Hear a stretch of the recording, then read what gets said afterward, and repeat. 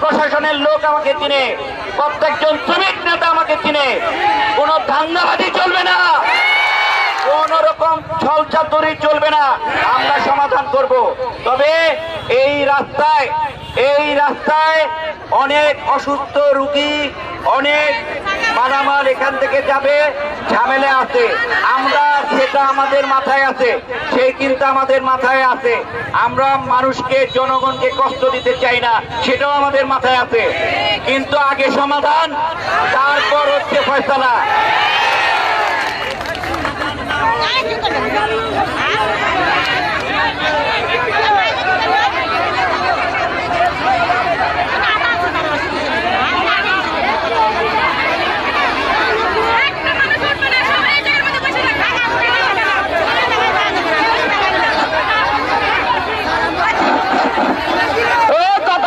শ্রমিক কথাই চলবে না, চলবে না।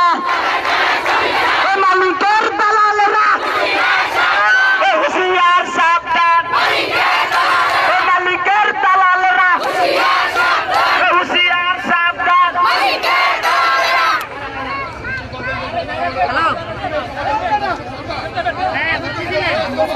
আমরা সব কালকে আমাদের